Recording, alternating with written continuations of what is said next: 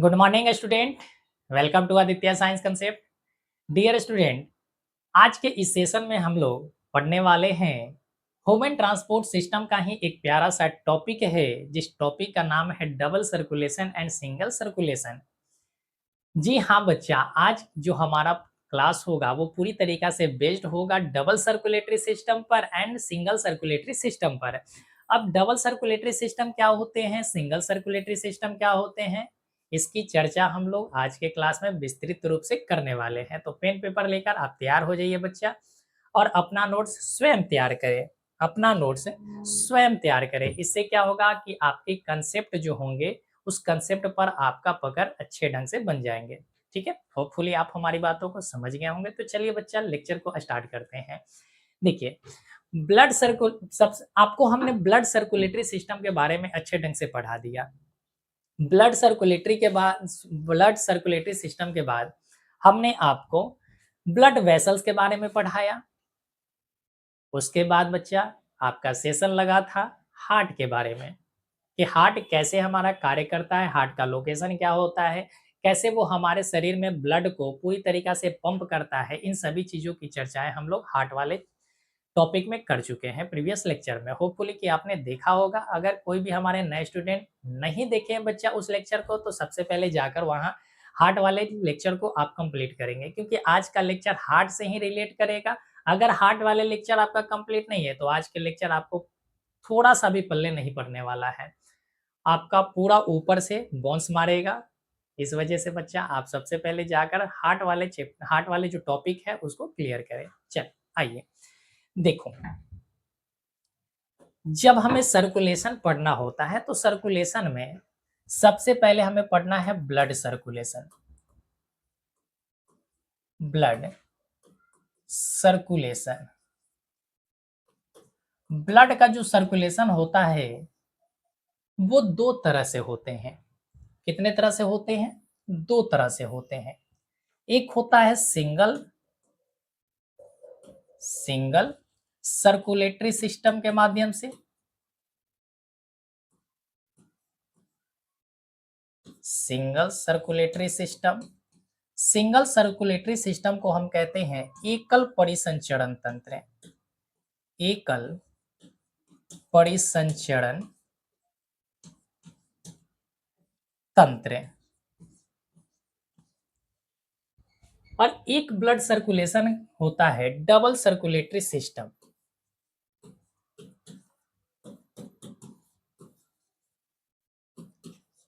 Double circulatory system के माध्यम से, जिसे हम कहते हैं दोहरी परिसंचरण तंत्र।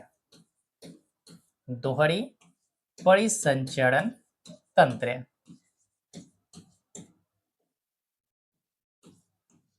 देखो, यानी कि जो हमारे शरीर में ब्लड का सर्कुलेशन होता है वो दो तरह से होते हैं। एक होता है कि एकल परिसंचरण तंत्र के माध्यम से, और एक होता है दोहरी परिसंचरण तंत्र के माध्यम से। देखो बच्चा, हमारे ये जो पृथ्वी है, यानी कि इस संसार में अनेकों प्रकार के जीव सरवाइव करते हैं। अनेकों प्रकार के जीव जो है इस जैव मंडल में रहते हैं, और हर जीवों में ब्लड का सर्कुलेशन होता है। हर जीवों के अंदर ब्लड है, लेकिन ब्लड का जो प्रवाह होता है वो दो ही तरह से हो सकते हैं। या तो वो सिंगल सर्कुलेटरी सिस्टम के माध्यम से होगा, या तो डबल सर्कुलेटरी सिस्टम के माध्यम से होगा। इन दोनों के अलावा ऐसा कोई भी सिस्टम नहीं है जिसके माध्यम से ब्लड का सर्कुलेशन होगा। अब ये सिंगल सर्कुलेटरी सिस्टम और डबल सर्कुलेटरी सिस्टम का मतलब क्या है? देखो, सबसे पहले आपने जब ब्लड सर्कुलेशन के बारे में पढ़ा तो आपने देखा था कि ब्लड को पंप करने का कार्य हार्ट का है।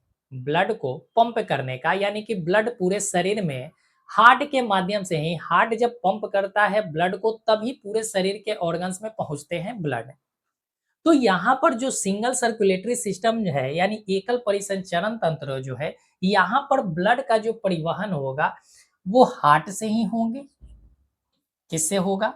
तो आप कहेंगे सर हार्ट के माध्यम से ही होगा। और यहाँ भी डबल सर्कुलेटरी सिस्टम में जो ब्लड का पंपिंग होगा वो भी हार्ट के माध्यम से ही होगा।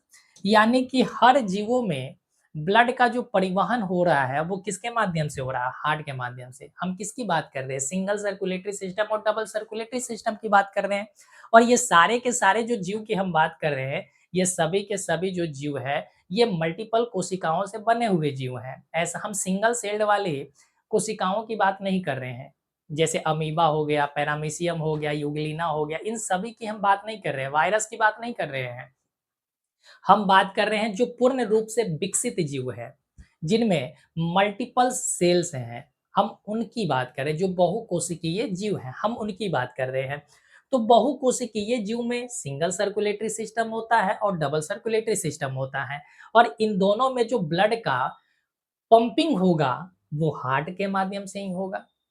अब यहाँ पर अच्छे ढंग से कान खोलकर दिमाग अपने क्लास में रख कर बच्चा ध्यान से सुनना कि यहाँ पर जो ब्लड का सर्कुलेशन होगा, यहाँ पर ब्लड का जो सर्कुलेशन होगा, वो केवल हार्ट से एक बार ही गुजरेगा। हार्ट से केवल एक बार ही ब्लड गुजरेगा। एक बार ब्लड गुजरता है। बस सिंपल सी शब्दों में, सिंपल सा भाषा में हम आपको समझा रहे हैं कि सिंगल सर्कुलेटरी सिस्टम का मतलब होता है कि हमारे शरीर में जो ब्लड का पंपिंग हो रहा है, यानी ब्लड जो है हृदय से एक ही बार गुजरेगा। यानी जब एक साइकिल कंप्लीट करेगा ब्लड, तो एक साइकिल में ब्लड केवल एक बार हार्ट के पास जाएगा और फिर वहां से वापस लौट जाएगा। तो ऐसे जो सर्कुलेशन होते हैं, ऐसे जो सर्कुलेटरी सिस्टम बना है, उसी को हम कहते हैं सिंगल सर्कुलेटरी सिस्टम। आइए अब इसको एग्जांपल के माध्यम से मान लीजिए कि यहाँ कोई एक पॉइंट है ए, यहाँ पर एक पॉइंट है बच्चा ए, और आपको यहाँ पहुंचना है। आपको ए के पास ही जाना है। आपको आपने ए से चलना स्टार्ट किया, ए से चलना स्टार्ट किया और वापस ए के पास पहुंच गए। ए से चलना आपने स्टार्ट किया और वापस ए के पास पहुंच गए। तो ये एक साइकिल हुआ। क्या हुआ? एक साइकिल हुआ। अब इसी साइकिल के बीच में आपका पड़ता होगा हार्ट। इसी साइकिल के बीच में पड़ता है हार्ट। तो यहाँ पर ए से आपने शुरू किया और हार्ट के पास पहुंचा। ब्लड जो है ए से शुरू हुआ, यहाँ से ब्लड चलना शुरू किया और हार्ट के पास पहुंचा और पुनः हार्ट से होकर ए के पास पहुंच गया। पुनः हार्ट से चलकर ए के पास पहुंच गया। तो आपने यहाँ ऑब्जर्व किया, आपने यहाँ पर ध्यान दिया कि ब्लड जो है केवल एक ही बार हार्ट से होकर गुजर रहा है। ब्लड जो है एक ही बार हृदय से होकर पास आउट हो रहा है, गुजर रहा है। इस कारण से, इस वजह से हम इस सिस्टम को कहते हैं सिंगल सर्कुलेटरी सिस्टम, यानी एकल परिसंचरण तंत्र कहते हैं। होपफुली आप समझ गए होंगे। अब आइए दोहरी परिसंचरण तंत्र का क्या मतलब है, इसको भी समझते हैं। दोहरी परिसंचरण तंत्र में भी ब्लड का ही फ्लो होगा, ब्लड का ही पंपिंग होगा, ब्लड ही क्या होगा, पंप किए जाएंगे। तो ब्लड पंप किसके द्वारा किए जाएंगे? हार्ट के माध्यम से ही किए जाएंगे।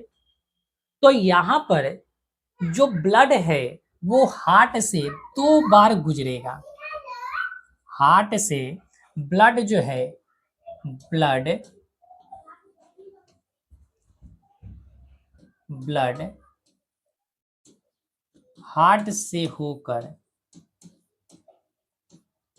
हार्ट से होकर 2 बार गुजरेगा।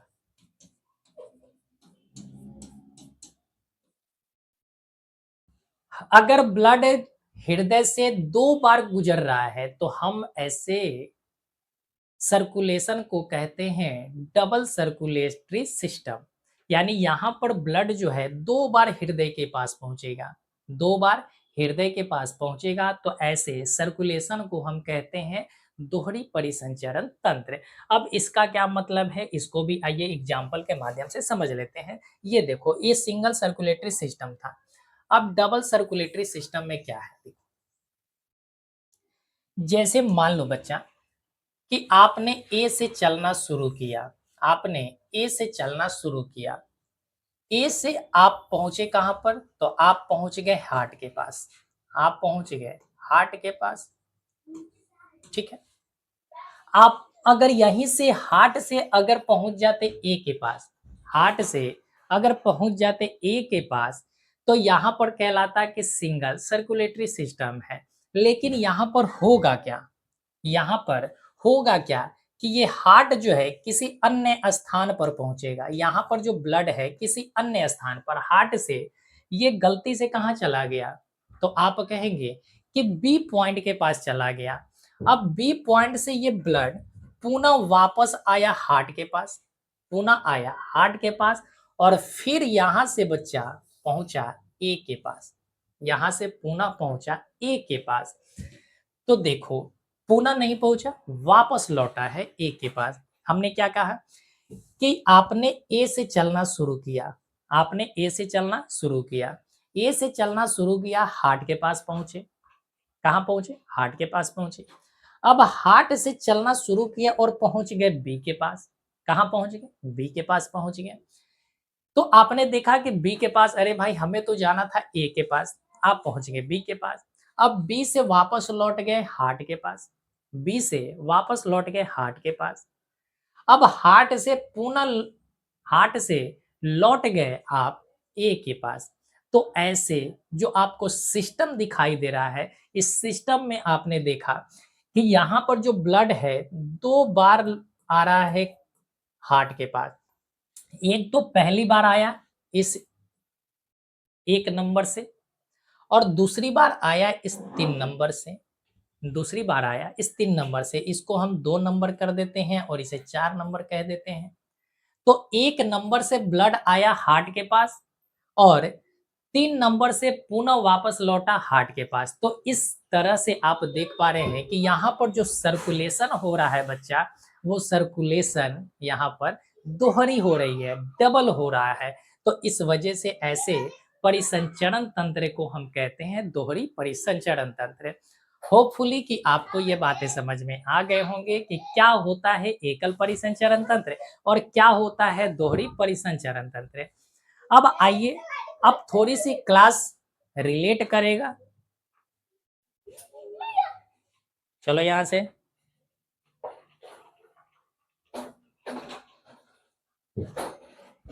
अब बच्चा, अब आगे के क्लास उसी बच्चा को समझ में आएगा जो प्रीवियस लेक्चर देख पाया है, जिसने प्रीवियस लेक्चर को अच्छे ढंग से समझा होगा। अगर नहीं समझा है तो उसे समझ में नहीं आएगा। ये हमारा आपसे पहले ही कमिटमेंट हम कर दे रहे हैं कि आपको समझ में शायद ना हो, फिर भी हम प्रयास करेंगे कि आपको समझ में आ जाए।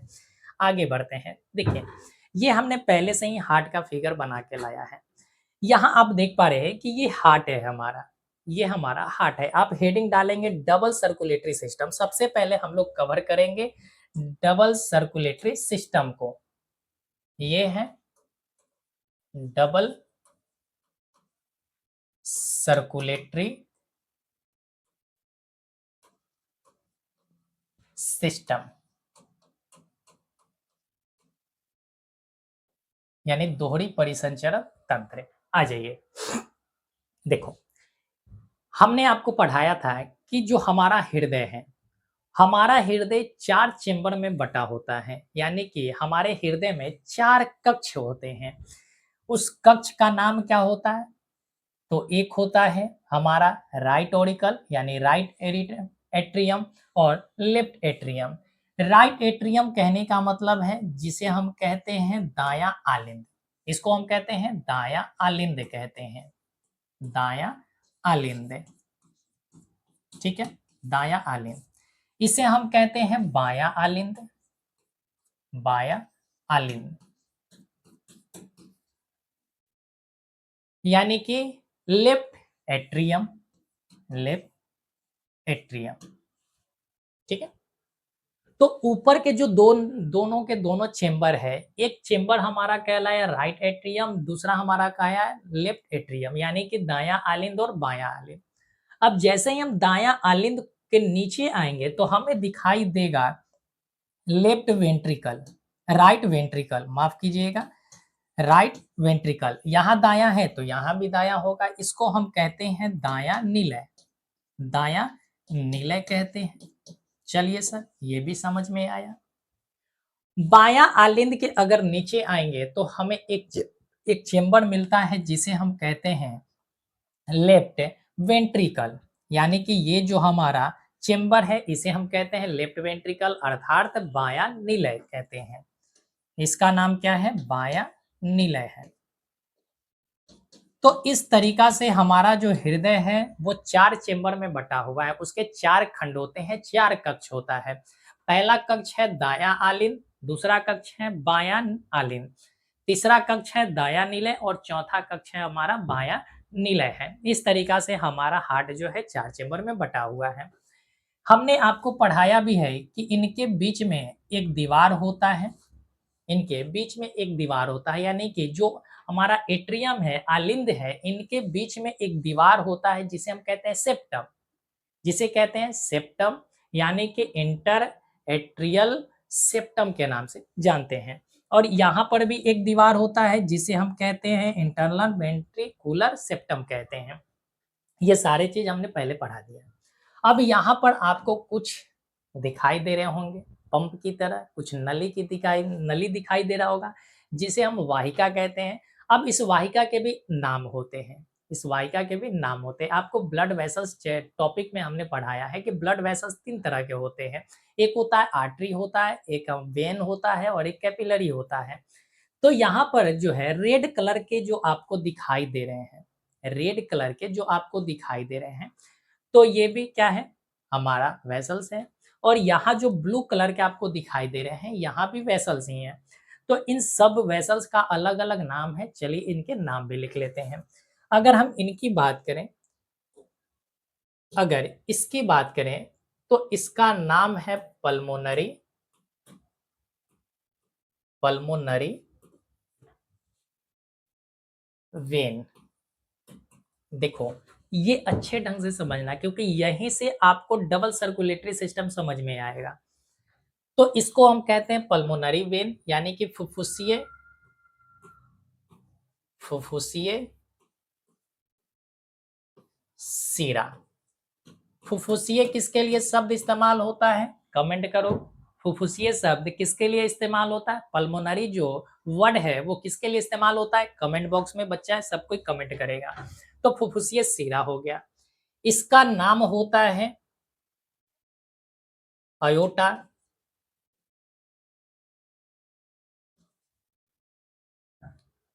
जिसे हम कहते हैं महाधमनी, महाधमनी कहते हैं। बात क्लियर हो गया? तो यहाँ पर आपको 2 चीजें समझ में आ गए होंगे, ठीक है? चल, यहाँ पर हमने स्पेलिंग गलत लिखा है, इसको सुधार लेते हैं।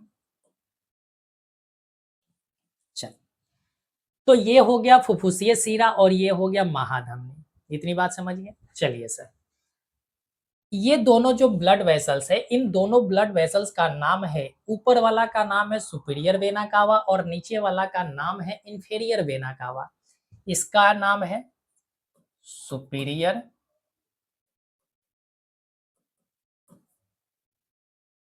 सुपीरियर वेना कावा और इसका नाम है इंफीरियर वेना कावा। हिंदी में भी बच्चा यही नाम होता है। चल, तो ये ऊपर वाला सुपीरियर वेना कावा है, नीचे वाला हमारा इंफीरियर वेना कावा है। अब इस ब्लड वेसल्स का क्या नाम है? तो ये जो ब्लड वेसल्स है इसको हम कहते हैं pulmonary pulmonary artery. Pulmonary artery जिसे हम फुफ्फुसीय धमनी कहते हैं, फुफ्फुसीय धमनी के नाम से इसे हम जानते हैं। चलिए सर, इन सभी का नामकरण कर दिया हमने। अब यहाँ पर और भी चीजें क्या होती हैं, अब उसको भी आगे बढ़ते हैं। देखो, अगर ये पल्मोनरी वेन की बात है तो पल्मोनरी वेन के बारे में हमने पढ़ाया आपको कि यहाँ इस जो वेसल है, ये वेसल से ये जो वाहिका है, इस वाहिका से ऑक्सीजन युक्त ब्लड का प्रवाह होता है, यानी कि ये जो वाहिका है ऑक्सीजन वाले ब्लड को लेकर आता है हृदय में। ये जो है यहाँ जो आता है ये ऑक्सीजन वाले ब्लड को लेकर आता है, यानी कि यहाँ पर जो भी ब्लड आएँगे, यहाँ पर जो भी ब्लड आएगा उस ब्लड में ऑक्सीजन की मात्रा बच्चा अधिक होगा। ऑक्सीजन की मात्रा अधिक होंगे, ये धीरे-धीरे ब्लड नीचे उतरेगा, धीरे-धीरे ब्लड नीचे उतरेगा। यहाँ पर जो ब्लड होंगे वो ऑक्सीजन युक्त ब्लड होगा, यानी ऑक्सीजनेटेड ब्लड यहाँ पर होंगे। अब ये ब्लड बाइकस्पिड के माध्यम से नीचे आएगा, बाइकस्पिड के माध्यम से नीचे आएगा। कब नीचे आता है? तो देखो, ये ब्लड यहाँ पर बायाँ आलिंद में कब आएगा? जब ये रिलैक्स करेगा। बायाँ आलिंद की मांसपेशियाँ जो है जब ये रिलैक्स करते हैं, जब ये फैलते हैं, आराम करते हैं, तब इसमें ब्लड स्टोर होता है। जब ये यहाँ पर क्या कर रहा है? आराम कर रहा है, तो यहाँ पर कॉन्ट्रैक्शन होंगे। यहाँ पर क्या होंगे? कॉन्ट्रैक्शन होंगे, यानी ये सिकुड़ेगा। ये जो निलय है ये सिकुड़ता है और सिकुड़ कर क्या करता है? ब्लड को पंप कर देता है, ब्लड को पंप कर देता है। तो ये अगर फैल रहा है, ये फैल रहा है तो निलय सिकुड़ेगा। ऊपर वाला अगर फैल रहा है तो नीचे वाला सिकुड़ेगा और ऊपर वाला अगर सिकुड़ रहा है तो नीचे वाला फैलेगा। कहने का मतलब क्या है कि अगर आलिंद अगर सिकुड़ रहा है बच्चा, तो निलय हमारा फूलता है, फैलता है, रिलैक्स करता है और जब हमारा आलिंद रिलैक्स करता है तो हमारा निलय जो है, वेंट्रिकल जो है वो हमारा कॉन्ट्रैक्ट करता है, यानी सिकुड़ता है। तो यहाँ पर जैसे ही ये कॉन्ट्रैक्ट करेगा तो ये रिलैक्स करेगा, ब्लड आ जाएंगे बायां निलय में। अब यहाँ भी ब्लड जो आया है ऑक्सीजन युक्त ब्लड है। कैसा ब्लड है? ऑक्सीजन युक्त ब्लड है। अब ये ऑक्सीजन ब्लड युक्त जो है महाधमनी में प्रवेश करेगा और महाधमनी से होकर पूरे शरीर में पंप हो जाएगा, पहुंच जाएगा। चलिए सर, ये इतनी बात भी समझ गए। अब यहाँ पर जो हमारा सुपीरियर वेना कावा है और इंफीरियर जो वेना कावा है, सुपीरियर वेना कावा का कार्य होता है कि हृदय के ऊपर वाले जितने सारे ऑर्गन्स हैं, हमारे दिल के ऊपर में जितने सारे ऑर्गन्स होते हैं, उन सभी ऑर्गन्स से ब्लड को लेकर आना। कहाँ तक? हृदय तक। कहाँ तक? हृदय तक। यानी सुपीरियर जो वेना कावा है वो शरीर से लेकर आ रहा है, यानी शरीर के जो ऊपरी हिस्सा है, हृदय के जो ऊपरी वाली हिस्सा है उस हिस्सा से ब्लड को लेकर आ रहा है आलिंद के पास, दायां आलिंद के पास लेकर आ रहा है। तो यहाँ पर जो ब्लड होंगे वो ब्लड होगा, वो ब्लड होगा कार्बन डाइऑक्साइड वाला, CO2 वाला ब्लड होगा। कैसा ब्लड होगा? CO2 वाला ब्लड, यानी कि इसमें CO2 की मात्रा अधिक होगा। इसी तरीका से अगर इंफीरियर वेना कावा की हम बात करें तो इंफीरियर वेना कावा हार्ट के नीचे जितने सारे ऑर्गन्स होते हैं उन सभी ऑर्गन से ब्लड को लेकर आता है। तो यहाँ भी जो ब्लड लेकर आएगा ये भी CO2 वाला ही ब्लड लेकर आएगा। कैसा ब्लड लेकर आएगा? CO2 वाला ब्लड लेकर आएगा, जिसे हम कहते हैं डीऑक्सीजनेटेड ब्लड, यानी कि ऑक्सीजन रहित रक्त इसे हम कहते हैं। चलिए सर, ये भी समझ में आ गया। अब है फुफ्फुसीय धमनी। फुफ्फुसीय धमनी का कार्य होता है कि यहाँ पर जो ब्लड है ये ब्लड अब धीरे-धीरे उतर के कहाँ पर? दायां नीले में पहुंच गया। यहाँ कॉन्ट्रैक्ट किया तो यहाँ रिलैक्स हुआ और रिलैक्स हुआ तो ब्लड यहाँ पर पहुंच गया। कौन सा वाल्व है यहाँ पर? कमेंट करो, कमेंट करो बच्चा। यहाँ पर दायां आलिंद और दायां निलय के बीच में कौन सा वाल्व मौजूद होता है? कमेंट करके आप बताओगे अवश्य। फुफ्फुसीय धमनी जो है, फुफ्फुसीय धमनी का कार्य होता है कि ये CO2 वाले ब्लड को, यानी कि यहाँ भी CO2 की मात्रा अधिक है, CO2 की मात्रा अधिक है, ये भी CO2 वाले ब्लड को क्या करेगा? तो ये बाहर निकालेगा। क्या करेगा? बाहर निकालेगा। ये देखो, ये अंदर ला रहा था, ये भी अंदर ला रहा था और ये बाहर निकाल रहा है, ये बाहर निकाल रहा है। जी सर, समझ गए।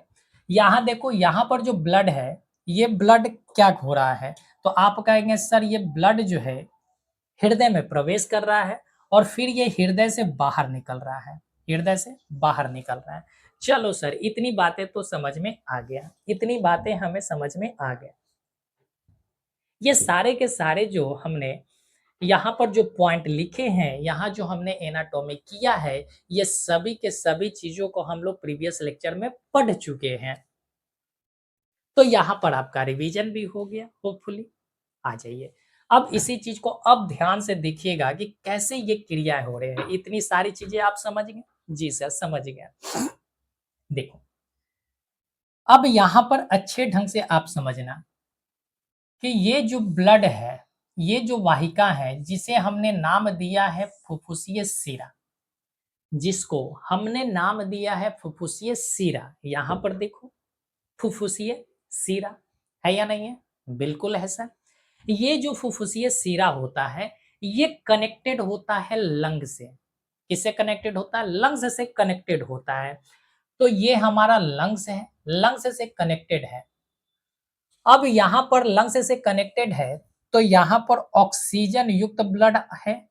यहाँ पर ऑक्सीजन वाली ब्लड आएगी। कैसा ब्लड आएगा? ऑक्सीजन युक्त ब्लड आएगा, जिसे हम कहते हैं ऑक्सीजनेटेड ब्लड कहते हैं। ठीक है सर।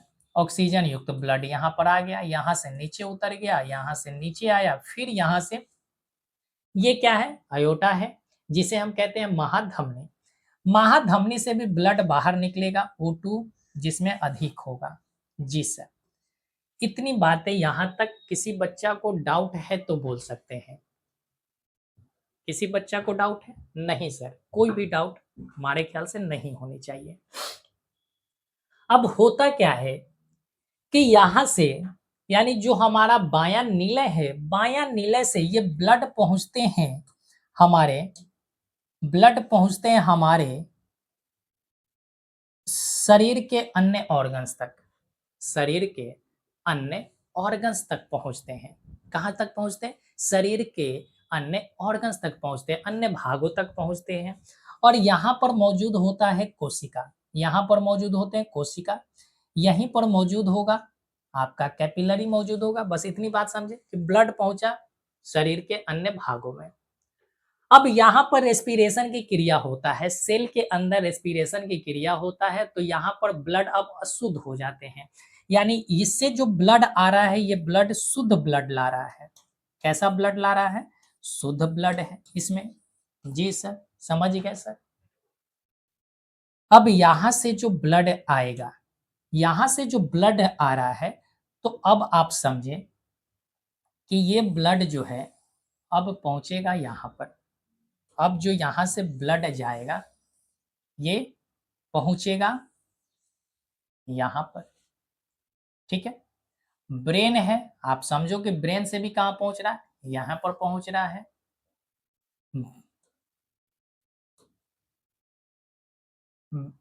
अब इसको भूल जाओ। ठीक है, इसको भूल जाओ, बस इसको ध्यान रखो। यानी कि यहाँ से यहाँ पर ऑक्सीजन युक्त था, यहाँ पर ऑक्सीजन की मात्रा अधिक थी। ऑक्सीजन की मात्रा यहाँ पर हम बना देते हैं सेल। यहाँ पर क्या है? सेल है। यहाँ पर आया तो ऑक्सीजन की मात्रा अधिक था। अब यहाँ पर रेस्पिरेशन की क्रिया हुआ, तब बन गया CO2, बन गया CO2। अब यहाँ से CO2 वाली रक्त वापस लौट रहा है। CO2 वाली रक्त वापस लौट रहा है। CO2 वाली रक्त जो है वापस लौट रहा है, वापस लौट रहा है। और कहाँ लौट गया? तो अब कहेंगे सर ये दायां आलिंद में लौट गया। कहाँ लौट गया? दायां आलिंद में। फिर ये रक्त नीचे बहेगा, नीचे आएगा, यानी कि दायां नीलय में आएगा। और दायां नीलय से होकर ये वापस जाएगा हमारा हृदय, वापस जाएगा हमारा लंग्स के पास। कहाँ पहुंचेगा? लंग्स के पास पहुंचेगा। तो देखो यहाँ भी जो ब्लड है, यहाँ जो ब्लड है CO2 वाली ब्लड है। इसमें क्या है? CO2 की मात्रा अधिक है। CO2 की मात्रा अधिक है, तो यहां तक पहुंच गया। तो क्या आपने एक चीज एब्जॉर्ब किया? क्या आपने यहां पर ध्यान देकर अच्छे ढंग से फिगर को ड्रॉ होते आपने देखा है? बच्चा, हमने जब शुरुआत किया था दोहरी परिसंचरण तंत्र में, तो वहां हमने आपको एक चीज समझाया कि अगर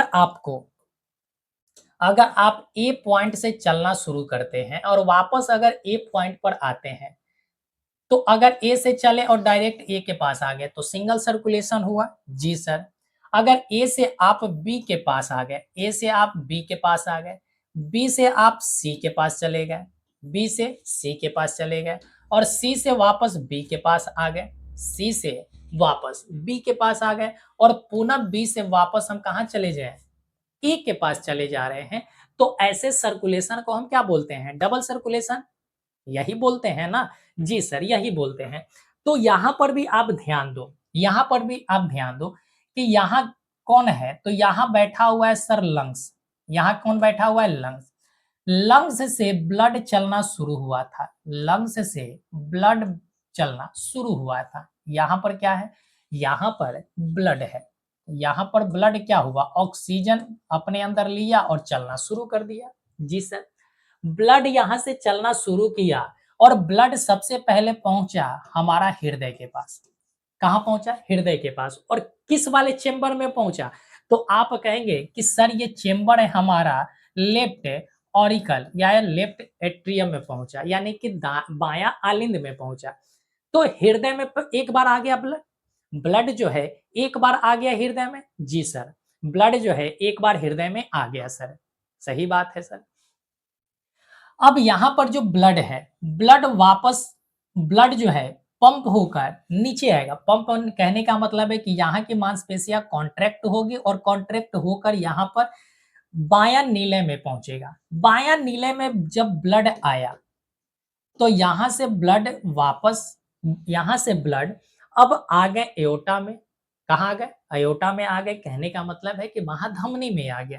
ये कौन सा है, आप कहेंगे सर महाधमनी है, ये महाधमनी है सर। चलो सर, ये भी समझ में आया कि ब्लड एक बार आ गया है हृदय में, अभी तो हृदय में ही घूम रहा है, ब्लड अभी हृदय से बाहर नहीं निकला है बच्चा। यहाँ लंग्स से ब्लड आया, हृदय में प्रवेश किया एक बार, अभी कितनी बार प्रवेश किया है, एक बार प्रवेश किया है।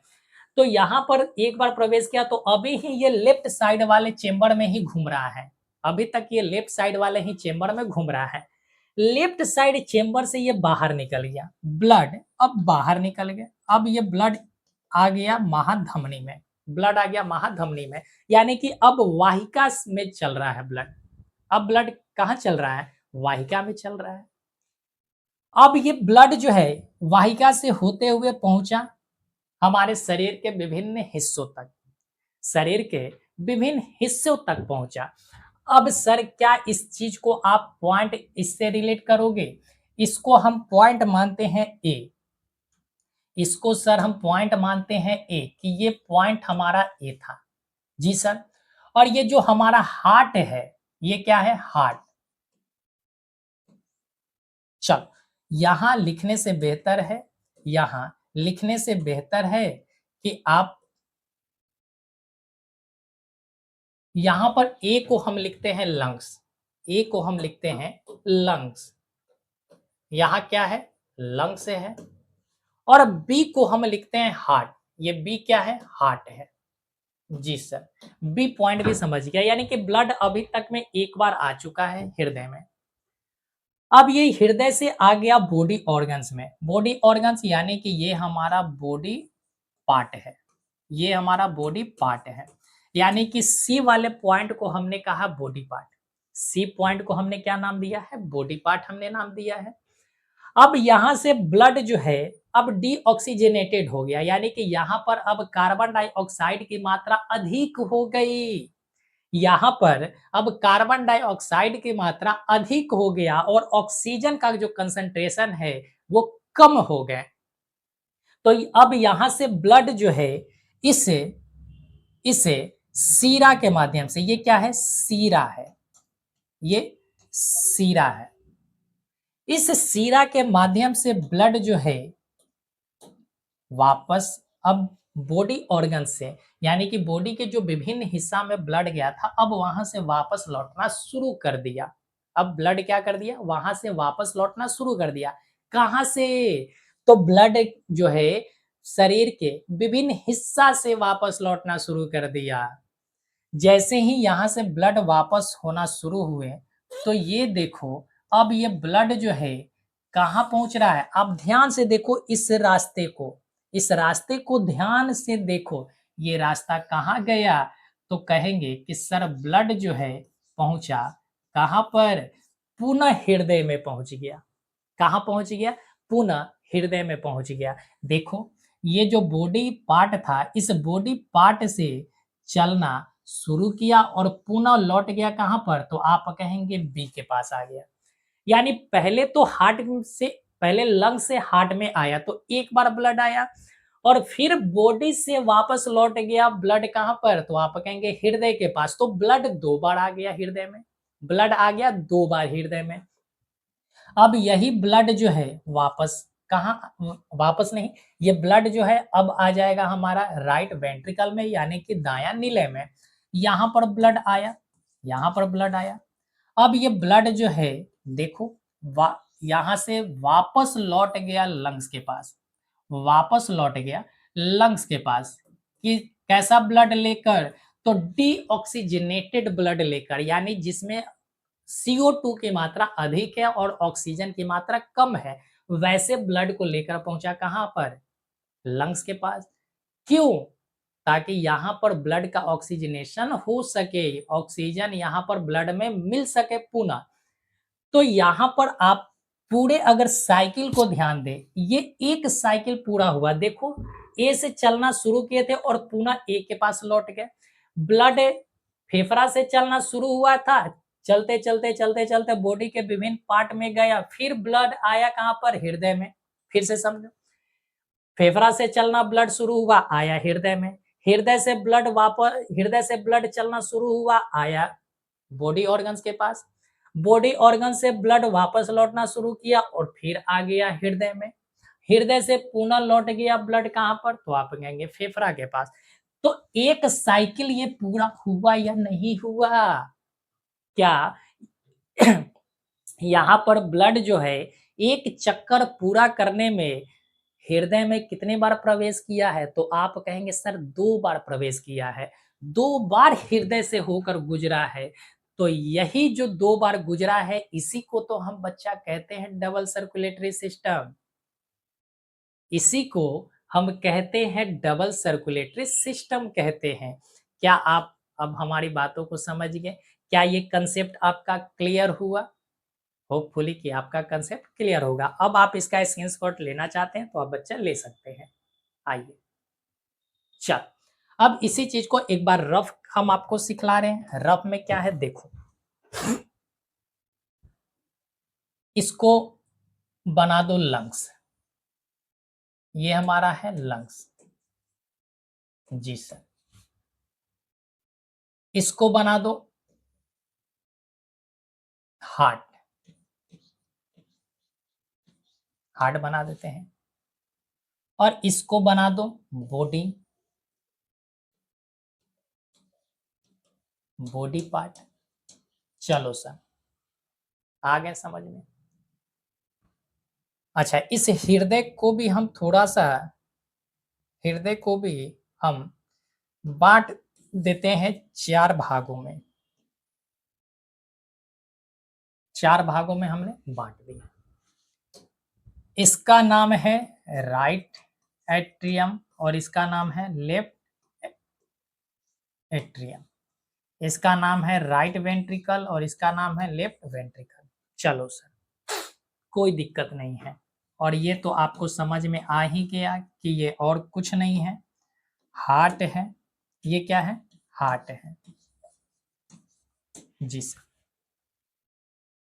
सबसे पहले ब्लड कहाँ से चलना शुरू हुआ? तो आप कहेंगे लंग्स से चलना शुरू हुआ। कहाँ से चलना शुरू हुआ? लंग्स से चलना शुरू हुआ। यहाँ पर देखो ब्लड, यहाँ पर ब्लड जो है लंग्स में प्रवेश किया, कितनी बार? 1 बार प्रवेश कर गया। यहाँ पर लिख दो 1 बार ब्लड हृदय में प्रवेश कर चुका है। ठीक है, अगर डबल सर्कुलेटरी सिस्टम आपको समझ में आ गया तो सिंगल सर्कुलेटरी आपके लिए आसान हो जाएंगे। अब यहां से ब्लड नीचे उतरेगा, आ जाएगा लेफ्ट वेंट्रिकल में, बायां नीले में, और यहां से पहुंचेगा बॉडी ऑर्गन्स के पास, बॉडी पार्ट के पास पहुंच गया। ठीक है सर, अब यहाँ बॉडी पार्ट से डीऑक्सीजनेटेड ब्लड को लेकर जाएगा। कैसा ब्लड लेकर जाएगा? डीऑक्सीजनेटेड ब्लड यानी कि ऑक्सीजन रहित ब्लड को। अब ये ब्लड को लेकर पहुंचा कहाँ पर? तो आप कहेंगे सर राइट एट्रियम में पहुंचा, यानी कि दायां आलिंद में पहुंचा। जी सर, ये भी समझ में आया। तो यहां पर देखो, पहली बार ब्लड प्रवेश किया था लेफ्ट एट्रियम में और दूसरी बार ब्लड प्रवेश किया है राइट एट्रियम में। तो यहां पर दूसरी बार ब्लड हृदय में प्रवेश कर चुका है। दूसरी बार ब्लड क्या हुआ? हृदय में प्रवेश कर चुका है। अगर सर प्रवेश कर चुका तो अब ये ब्लड कहाँ जाएगा? राइट वेंट्रिकल में जाएगा। और ये राइट वेंट्रिकल से कहाँ जाएंगे? अब जाएंगे लंग्स के पास। कहाँ जाएंगे? लंग्स के पास पुनः लौट जाएगा। तो यहाँ पर ये ब्लड यहाँ से चलना शुरू किया था, ब्लड जो है यहाँ से चलना शुरू किया था, रक्त जो है हमारा लंग्स से चलना शुरू किया था और वापस यहीं पर लौट गया, यहीं वापस पर लौट गया।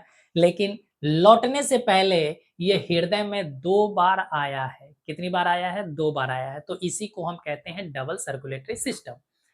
होपफुली कि आपको अच्छे ढंग से समझाने में हम सफल रहे होंगे, ऐसा उम्मीद करते हैं। अगर आपको समझ में आ गया तो लाइक का बटन दबा दें और कमेंट में यस टाइप करके आप भेज दें। चलिए सर, आगे बढ़ते हैं बच्चा। अब आते हैं सिंगल सर्कुलेटरी सिस्टम पर।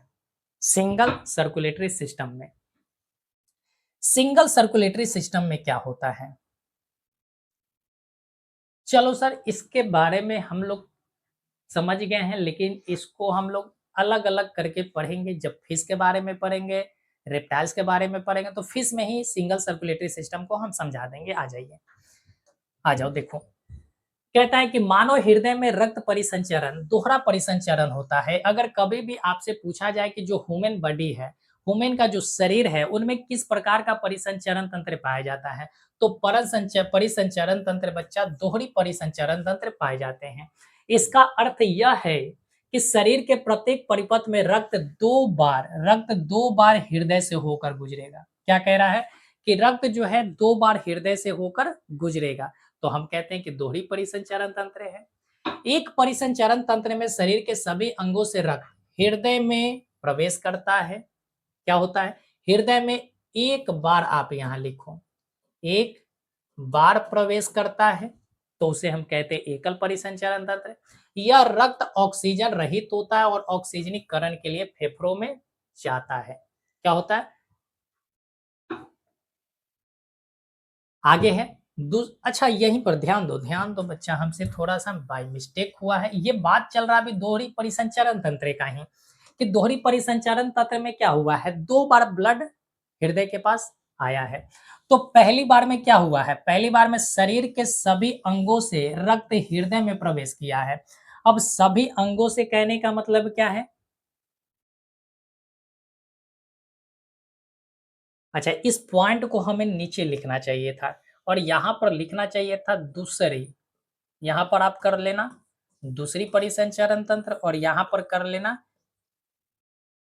एक परिसंचरण तंत्र। ठीक है, देखो पहले इस लाइन को पढ़ लेते हैं, पहले इस लाइन को पढ़ लेते हैं। एक परिसंचरण में फेफड़ा से ऑक्सीजन युक्त रक्त हृदय में प्रवेश करता है। क्या होता है? यानी कि पहली बार जो ब्लड है वो क्या होते हैं?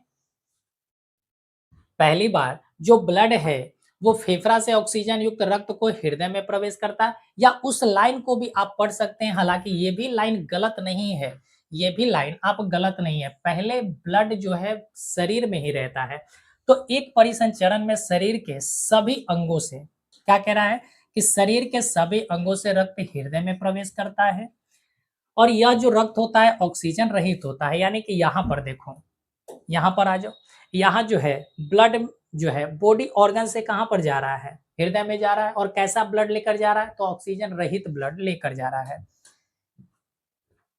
और ऑक्सीजनीकरण के लिए फेफड़ों में जाता है। दूसरा परिसंचरण में फेफड़ों से ऑक्सीजन युक्त रक्त का हृदय में प्रवेश होता है और सभी भागों में उसका वितरण शामिल होता है। दोहरी में देखो, एक यहाँ पर देखो, फेफड़ा से कहाँ आया? हृदय में, और हृदय से फिर कहाँ गया है? तो आप कहेंगे बॉडी पार्ट में गया है। आगे कहता है दोहरा परिसंचरण तंत्र इसलिए संभव होता है क्योंकि मानव हृदय जो है वो 2 हिस्सों में बटा होता है। कभी भी अगर आपसे प्रश्न पूछ दिया जाए, एग्जामिनर अगर आपसे प्रश्न पूछे कि मानव में दोहरी परिसंचरण तंत्र संभव क्यों है?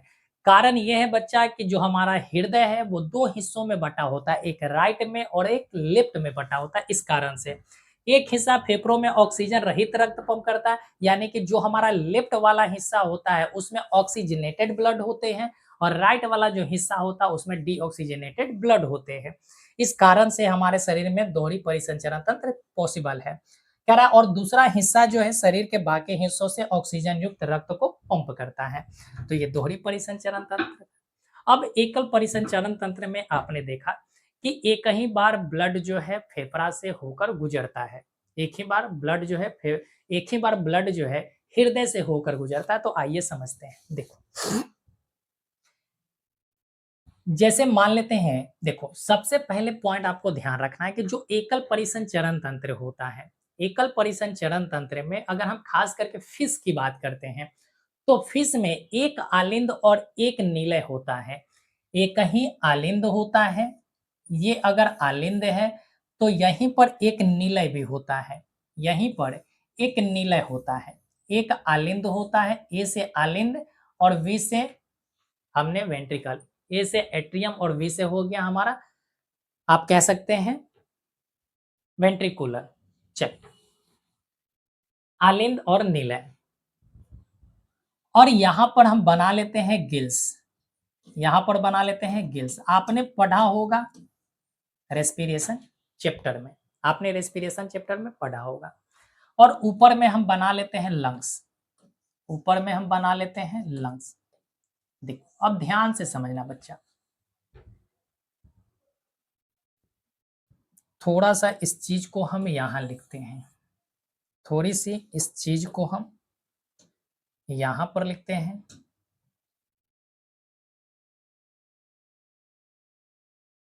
गिल्स,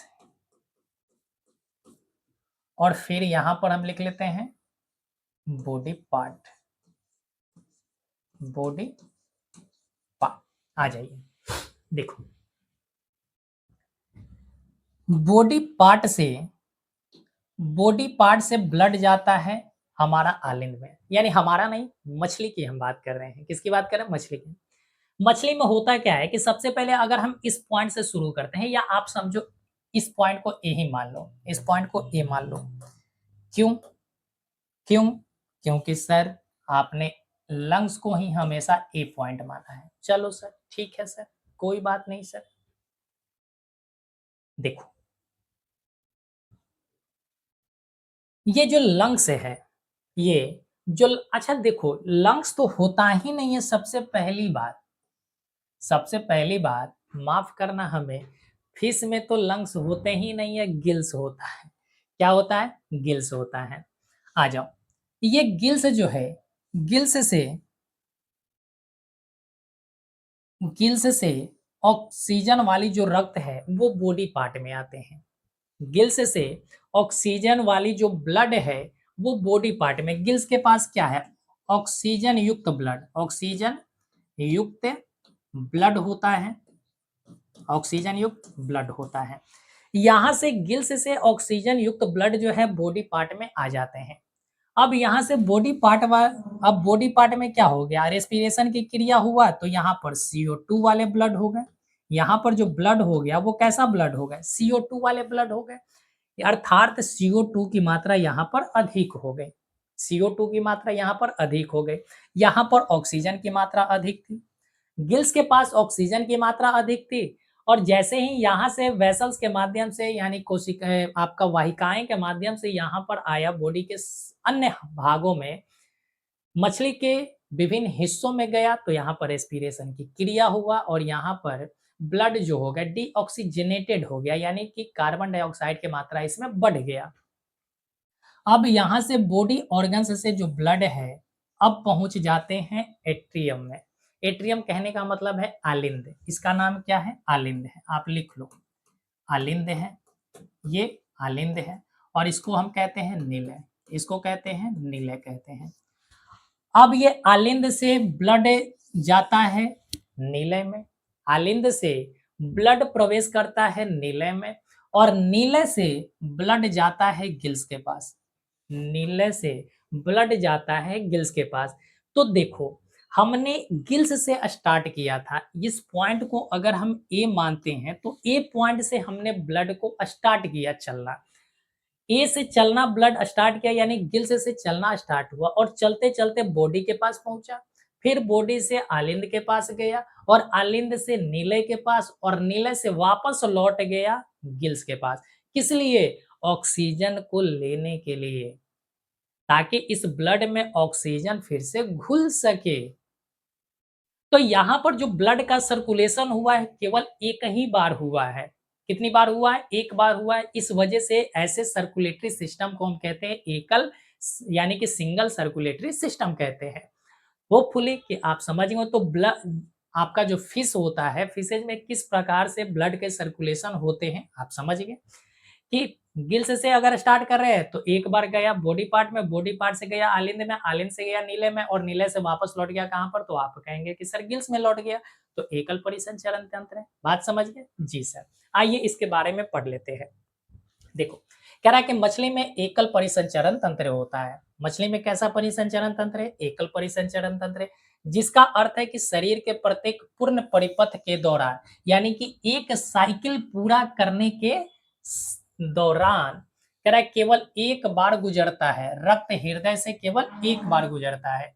इस प्रणाली में दो कक्षीय हृदय आलिंद और निलय होता है। यानी कभी भी आपसे पूछा जाए कि मछली के हार्ट में कितने चेंबर होते हैं, कितने कक्ष होते हैं, तो दो कक्ष होते हैं, एक आलिंद होता है और एक निलय होता है। इस बात को ध्यान रखेंगे। जो ऑक्सीजन रहित रक्त को गल्फरों में पंप करता है, जहां गैस विनिमय होता है, यानी कि यहाँ पर गैसियस एक्सचेंज होते हैं गिल्स के पास। फिर ऑक्सीजन युक्त रक्त हृदय में वापस लौटने से पहले शरीर के बाकी हिस्सों में प्रसारित होता है। देखो, हृदय में लौटने से पहले बॉडी पार्ट में आया है। कहाँ आया है? Body part. ये पूरा का पूरा क्या है? तो आप कहेंगे सर हृदय है।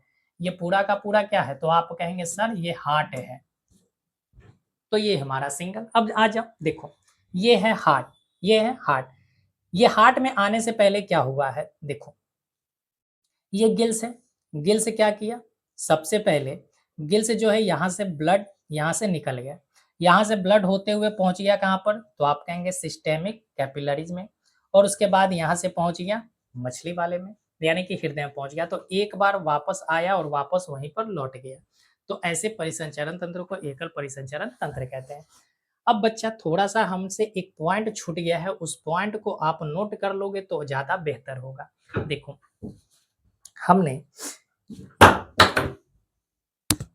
हमने जो पॉइंट आपको समझाया यहाँ पर जो हमने पॉइंट समझे, यहीं पर आपको हम बता दे रहे हैं कि यहाँ पर जो डबल सर्कुलेटरी सिस्टम है, जो डबल सर्कुलेटरी सिस्टम होता है वो दो हिस्सों में बटा होता है। जो डबल सर्कुलेटरी सिस्टम है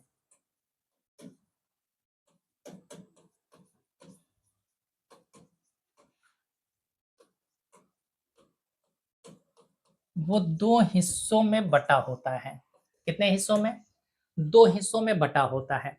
पहला जो होता है जिसे हम कहते हैं पल्मोनरी, पल्मोनरी सर्कुलेशन, जिसे हम कहते हैं फुफ्फुसीय, फुफ्फुसीय परिसंचरण। इसका क्या मतलब है समझाएंगे। और एक होता है systemic, systemic circulation. Systemic circulation का मतलब होता है प्रणाली, या आप कह सकते हैं दैहिक परिसंचरण। जी सर, इतनी बातें समझ गए। इसका क्या मतलब है? पल्मोनरी सर्कुलेशन का मतलब होता है कि जो ब्लड है, जो ब्लड है वो हार्ट से जाता है लंग्स के पास, हार्ट से जाएगा कहाँ पर? तो आप कहेंगे लंग्स के पास, ठीक है? अच्छा माफ़ कीजिएगा, यहाँ पर उल्टा हम लिख दिए, उल्टा लिख दिए, माफ़ कीजिएगा। ये जो है लंग्स से हार्ट के बीच में, लंग्स से हार्ट के बीच में,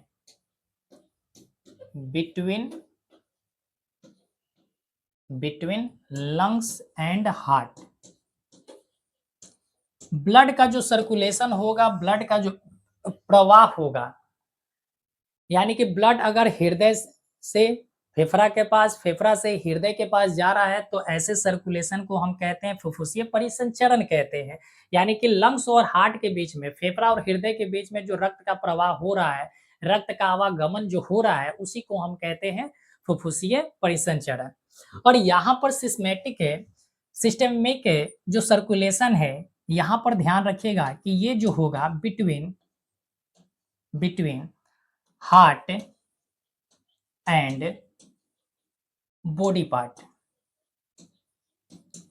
यानी कि अगर हृदय से बॉडी पार्ट के बीच में ब्लड का सर्कुलेशन हो रहा है, तो हम उसे कहते हैं सिस्टेमिक सर्कुलेशन। क्या इतनी बात क्लियर है? जी सर क्लियर है। अगर क्लियर है तो आइए इसको समझ लीजिए।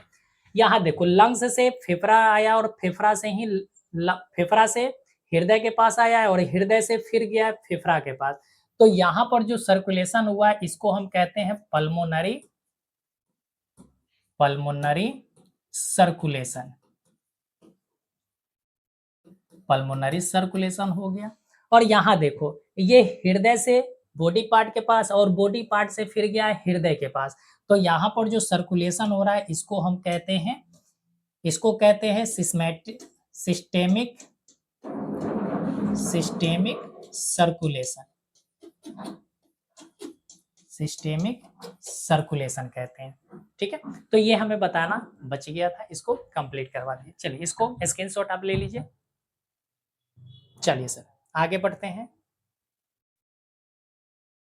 तो मछली का भी आपका क्लियर हो गया। आ जाइए सर, अब आते हैं एम्फीबियन में। एम्फीबियन कहने का मतलब है कि जो हमारा उभयचर है, उभयचर में भी परिसंचरण की क्रिया होते हैं। इसमें भी एकल परिसंचरण ही होता है। यहाँ पर भी जो ब्लड का प्रवाह है वो एक ही बार हृदय से होकर गुजरेगा। अगर एक बार हृदय से होकर गुजरा है इसका मतलब है कि यहाँ पर भी ब्लड का जो सर्कुलेशन है वो सिंगल सर्कुलेटरी सिस्टम है। तो देखिए एम्फीबियन में क्या होता है। एम्फीबियन में ध्यान रखिएगा कि एक ये आलिंद और एक ये आलिंद, यानी कि राइट एट्रियम और लेफ्ट एट्रियम, दो आलिंद होते हैं, दो आलिंद होते हैं। और एक होता है बच्चा निलय, एक होता है निलय यानी वेंट्रिकल होता है। दो आलिंद होते हैं, एक दायां आलिंद और एक बायां आलिंद होता है। और वेंट्रिकल जो होता है यानी निलय जो होता है एक। ठीक है, तो सबसे पहली जो पॉइंट है आप क्या करेंगे, दो आलिंद है, दो आलिंद होता है और एक निलय होता है, एक निलय होता है। जी सर, इसके ऊपर फेफड़ा बना लेते हैं, इसके ऊपर लंग्स बना लेते हैं। जी सर, और इसके नीचे बॉडी पार्ट कर लेते हैं, बॉडी पार्ट बना लेते हैं। देखो बॉडी पार्ट से सबसे पहले बॉडी पार्ट से ही शुरू कर लेते हैं।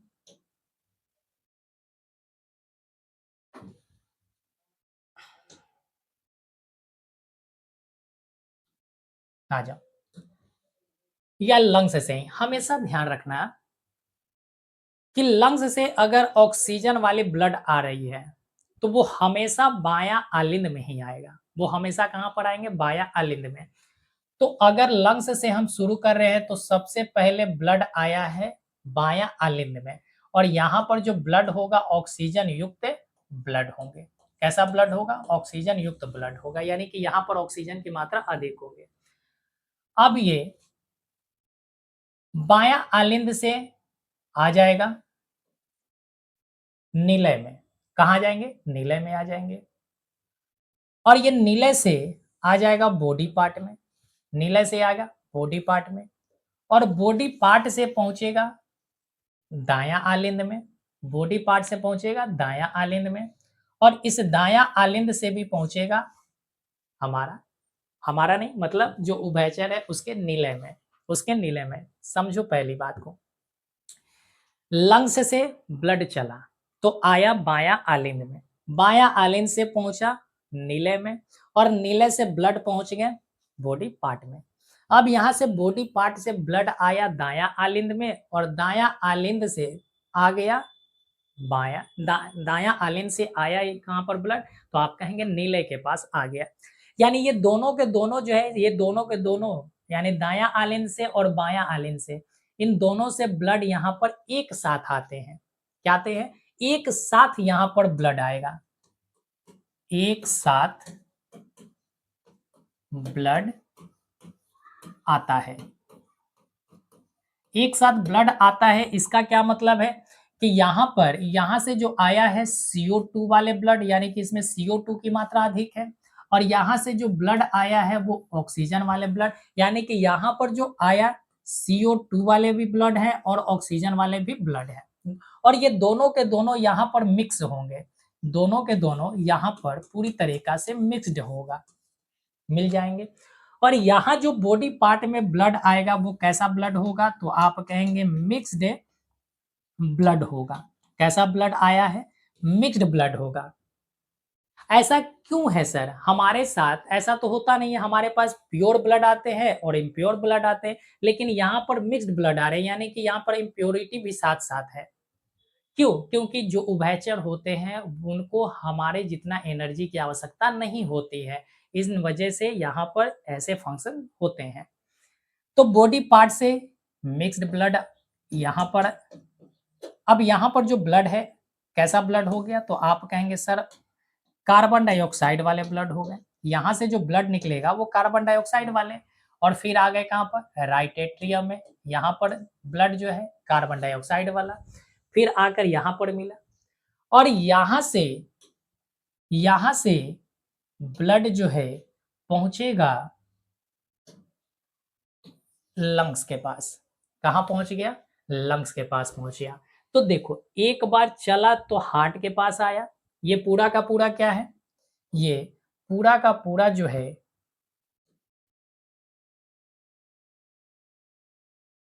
ये क्या है? हार्ट है, हार्ट है। तो ब्लड लंग्स से चला हार्ट में पहुंचा, कहाँ हुआ? ब्लड लंग्स से चला हार्ट में पहुंचा, फिर ये ब्लड क्या हुआ? यहाँ पर ब्लड दो तरह से आ रहे हैं, तो इस वजह से हम इसको क्या कहते हैं? दोहरी परिसंचरण तंत्र, दोहरी परिसंचरण तंत्र कहते हैं। तो एम्फीबियन में भी दोहरी परिसंचरण तंत्र देखने को मिल जाते हैं, दोहरी परिसंचरण तंत्र एम्फीबियन में भी देखने को मिलते हैं। तो यहाँ जो एम्फीबियन में है ये दोहरी परिसंचरण तंत्र का एग्जाम्पल है। यहाँ पर सिंगल सर्कुलेटरी सिस्टम नहीं है। क्यों? क्योंकि ब्लड यहाँ पर हृदय में 2 बार प्रवेश किया है, 2 बार यहाँ से गुजर रहा है ब्लड, इस कारण से। तो आइए अब इसके बारे में समझ जाते हैं।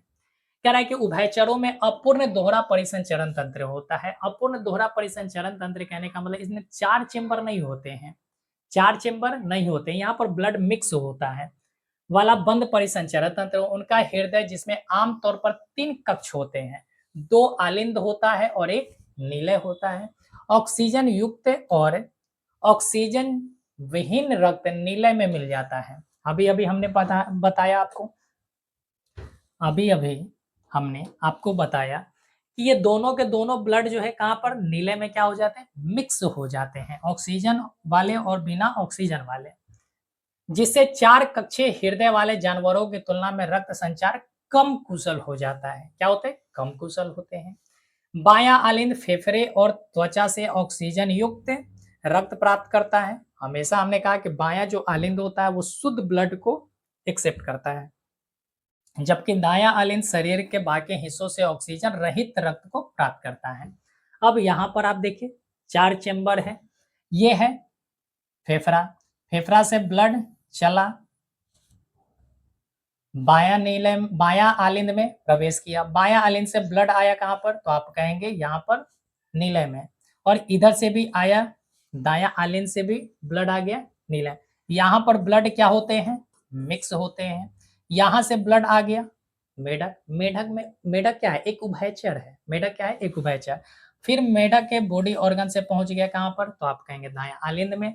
फिर आया कहाँ पर, तो आप कहेंगे मिक्स होने के लिए आया है नीलय में, और नीलय से वापस लौट गया कहाँ पर, फेफड़ा के पास। तो 2 बार यहाँ पर परिसंचरण का कार्य हुआ है। होपफुली कि आप समझ गए होंगे। चलिए सर आगे बढ़ते हैं। आगे है लास्ट आपका रेप्टाइल्स में। रेप्टाइल्स में जो आपने पढ़ा फिशेज में वही होगा रेप्टाइल्स में भी, ठीक है। लेकिन एक ऐसा भी रेप्टाइल्स है जिनमें मनुष्य की तरह संचरण तंत्र होते हैं। आइए सर, सरीसृपों में एक बंद परिसंचरण तंत्र होता है जिसमें प्रजाति के आधार पर 3 या 4 कक्ष होते हैं। क्या होगा, प्रजाति के आधार पर, रेप्टाइल्स में बहुत सारे प्रजाति हैं, उनके प्रजाति के आधार पर 3 भी कक्ष हो सकते हैं, 4 भी कक्ष हो सकते हैं। 3 या 4 हमेशा ध्यान रखिएगा, हो सकते हैं। वे दोहरी परिसंचरण प्रणाली का उपयोग करते हैं। यानी रेप्टाइल्स में किस प्रकार का परिसंचरण तंत्र होता है, दोहरी परिसंचरण तंत्र होता है, जहां रक्त ऑक्सीजन के लिए फेफड़ों में जाता है और फिर शरीर के बाकी हिस्सों में जाता है। हालांकि अधिकांश सरीसृपों में नीले पूरी तरह से अलग नहीं होते हैं।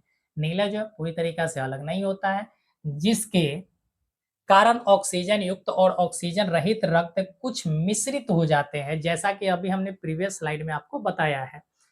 दूसरी ओर मगरमच्छों में पक्षियों और स्तनधारियों के समान 4 कक्ष हृदय होते हैं।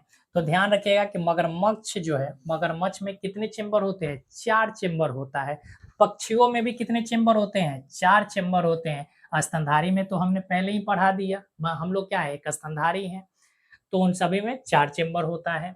रक्त जो रक्त के प्रवाह को अधिक पुनः पृथक करने की अनुमति देता है। दिल अधिकांश सरीसृपों का हृदय 3 कक्षीय होता है। यानी अधिकांश जो सरीसृप होते हैं वो 3 कक्षीय होते हैं, जिसमें 2 आलिंद और 1 नीलय। अभी हमने पीछे उभयचर में पढ़ा है कि अगर 3 कक्षीय है तो 2 आलिंद होगा, 1 नीलय होगा। हालांकि मगरमच्छ का हृदय 4 कक्षीय होता है। कैसा होता है, 4 कक्षीय होता है। तो ये आज का हमारा पूरा का पूरा क्लास पूरी तरीका से double circulatory system and single circulatory system पर बेस्ड था बच्चा।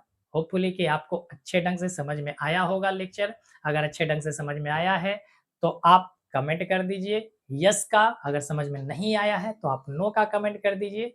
आपकी इच्छा के अनुसार है कि आप कुछ भी कमेंट कर सकते हैं, कमेंट बॉक्स खुला पड़ा है।